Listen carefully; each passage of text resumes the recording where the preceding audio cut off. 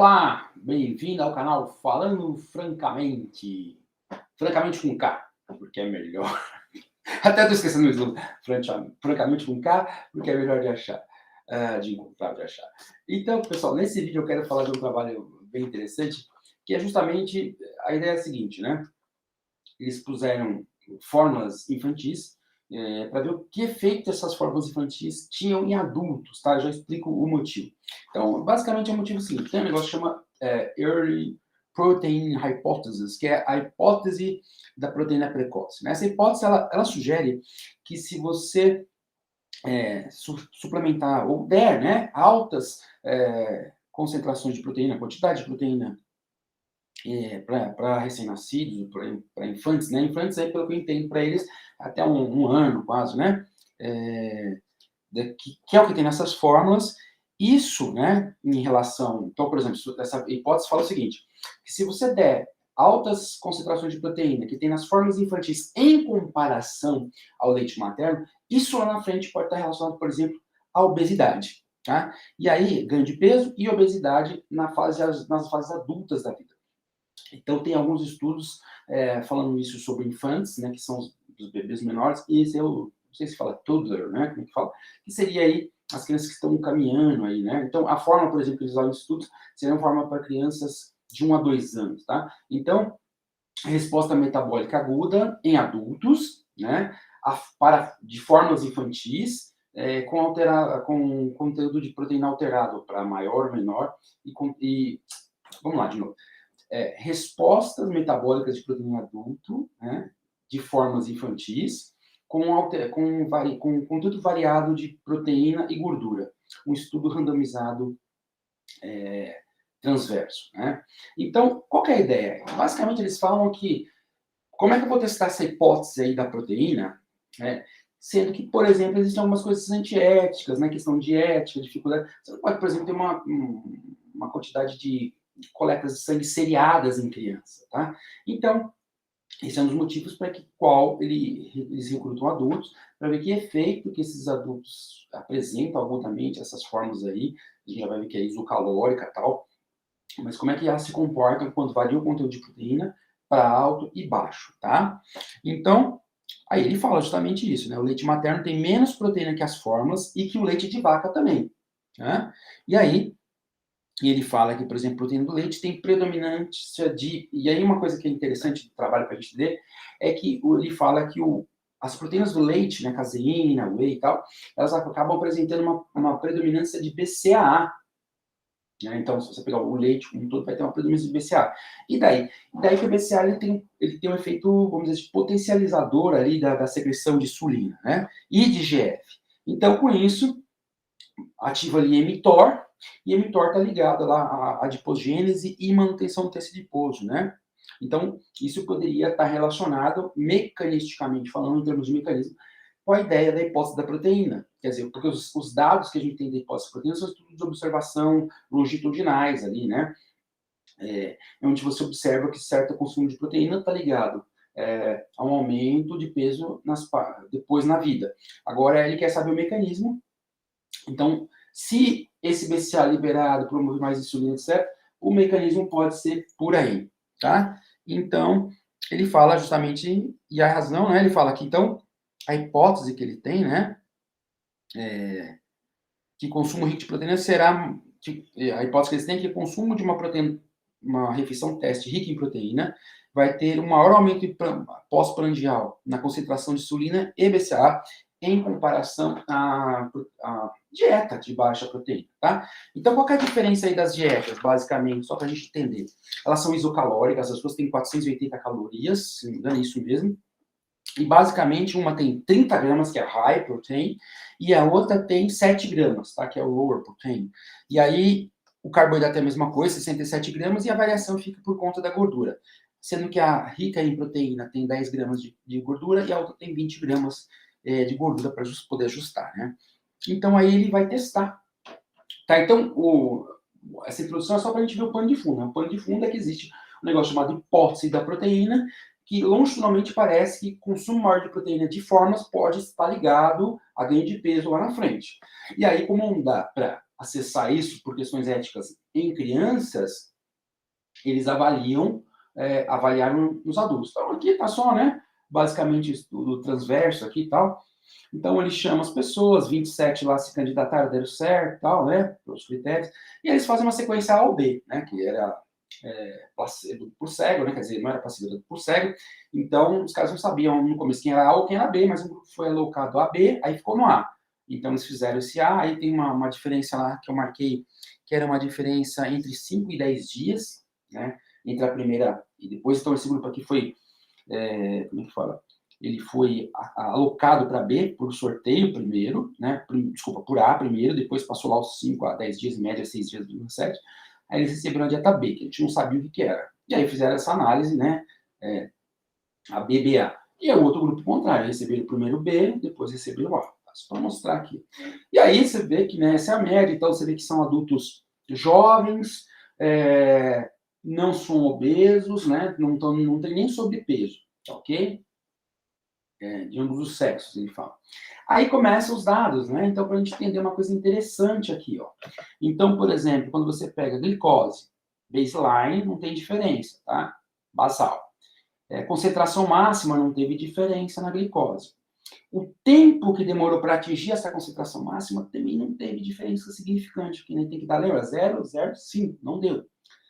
E a área sobre a curva também não deu. Então, no caso da glicose, não deu essa diferença, tá? Agora, olha que interessante aqui, ó. Se você observar, o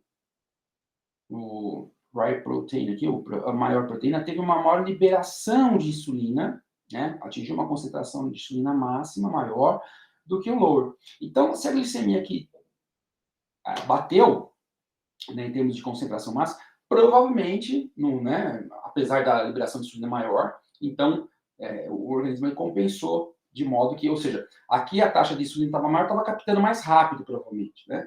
E mesmo assim, o organismo conseguiu assimilar de forma que, no final das contas, a gente vai ver, a glicemia ficou mantida. Mas provavelmente isso a gente vai ver qual foi o mecanismo que aconteceu isso. Mas de qualquer forma, aqui, ó, a insulina, tanto a concentração máxima foi maior na dieta rica em proteína, e o tempo também, o tempo não mudou, só a concentração máxima. Olha a ureia, né? A ureia aqui, ó, na máxima foi bem maior. Então, isso vai dar uma pista para a gente do que está acontecendo, né? Lembra, metabolismo de proteína, quando não usa o nitrogênio, quando não usa a proteína para síntese proteica, ele é utilizado como fonte de energia ou para fazer uma gliconeogênese, mas o nitrogênio tem que ser descartado. Então, se essa ureia aqui está aumentando, significa que parte desses aminoácidos não foi incorporado, e sim, provavelmente foi usado para gliconeogênese, né, no caso, e a parte da gliconeogênese manteve a glicemia. Então, nessas situações aqui, né? Inclusive, então, provavelmente a insulina... O que eu estou falando? Repara uma outra coisa também que eu comentei com vocês. Eu tinha dito que a quantidade de carboidrato não era diferente, 67 gramas, né? Então, aí você fala assim, caramba, a quantidade de carboidrato não foi diferente, então como a concentração de insulina foi maior? Provavelmente esse efeito do BCAI, esse efeito insulinotrópico, de potencialização do efeito da insulina. E provavelmente como ajudou a manter a glicemia, apesar da insulina maior, provavelmente gliconeogênese às custas da degradação da proteína, tá?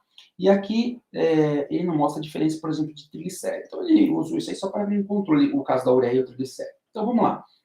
Aqui mostra, né, ó, a questão da resposta de glicose, de modo geral, do high e low protein não dá tanta diferença. A insulina você vê que aqui visualmente no gráfico, o high tem mais, como a gente viu lá. E aqui interessante o que ele mostra, né, o aumento inicial da glicose. Então, apesar da não diferença, quando desconta um do outro, ele percebe que aqui nas partes finais, aí até 300 minutos ali, né, 4 horas, depois 5 horas, né, 5h30, 5 horas, você descontando um da outra, dá diferença. Então, quer dizer, aqui esse aumento inicial da glicose foi em função do conteúdo de carboidrato. Esses aumentos finais aqui, ele fala que foi justamente devido, inclusive da insulina também, ó, carboidrato aqui, e por que a insulina estava mais alta aqui? Justamente esse efeito de gliconeogênese ao final, tá? Então, a fórmula rica em proteína tem uma coisa diferente aí, que é justamente essa questão de o aminoácido não ter sido incorporado, parte dele, e ter sido feito gliconeogênese. Tá? E aqui, já vamos terminar, vai dar 10 minutos agora. Então, aqui, ó, total BCAA, né? Você vê que não dá diferença na concentração máxima, embora o tempo de atingir o máximo deles dá diferente, tá? Esse aqui, a fórmula de proteína levou mais tempo para atingir a concentração máxima, mas o total foi diferente, a concentração máxima, e o tempo também foi diferente, tá? E aqui a área sobre a curva, claro que foi diferente. E aí você vê que também dá diferença para a concentração máxima e o tempo da valina, da leucina e da isoleucina, que são os componentes que formam ali o BCA, tá?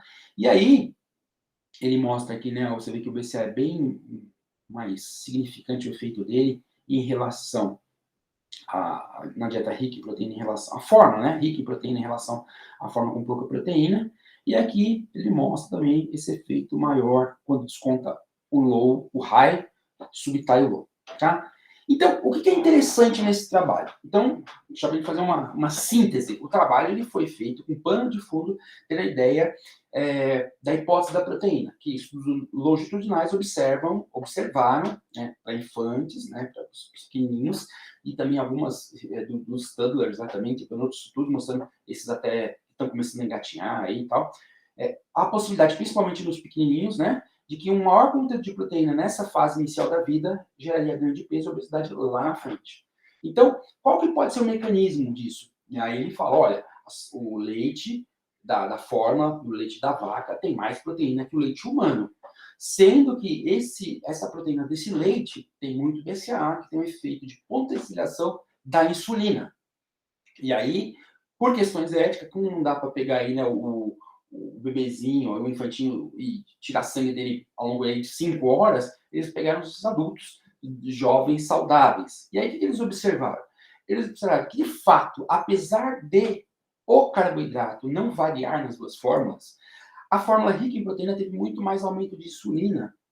E esse aumento de insulina, apesar de não ter diferença na glicose, né, esse maior aumento de insulina, então, foi devido ao efeito potencializador dos BCAAs, que nós vimos que aumentou, todos os três, e a concentração total aumentou, sobre a secreção de insulina. Tá?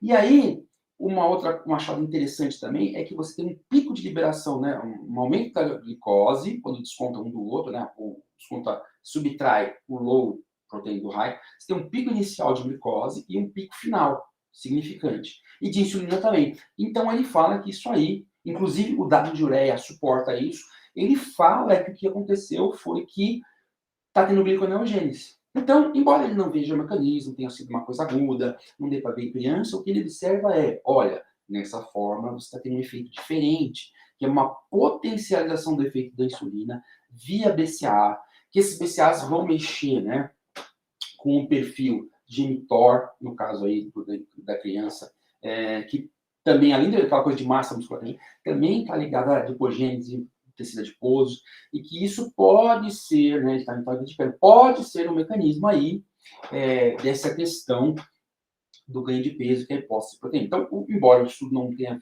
feito nada mecanístico, ele sim suporta a ideia do que se espera, né? Que a ideia é essa, quando a gente faz uma hipótese, a ideia é que a gente, a partir dessa hipótese, possa prever alguma coisa que vai acontecer.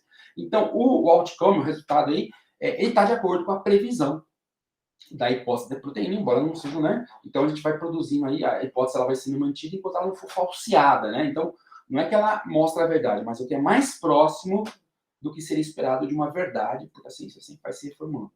Tá ok? Aí pus aí o toddler, o bebezinho, o menininho, ó, que bonitinho, né? Mamando no leite de vaca, embora não seja aí a fonte mais propícia, segundo o trabalho, mas ele tá ali em loco tomando, né? Seria mais interessante tomar o leite humano. Tá ok, pessoal? Espero que tenha gostado aí, né? Isso tudo abre sempre essa discussão aí. A gente sabe que tem N fatores imunes, psicológicos da amamentação, e ele está mostrando aí das vantagens da amamentação, e ele está mostrando mais um fator interessante, que é essa coisa da hipótese da proteína. Tá ok? Espero que tenham gostado do vídeo. Deixe seu like, chame aí os seus conhecidos para participarem aí, se inscreverem no canal Falando Francamente com K, que é mais fácil de achar. Tá ok? Eu prometo que eu vou tentar sempre falar falando francamente com mais empolgação. Um abraço e até!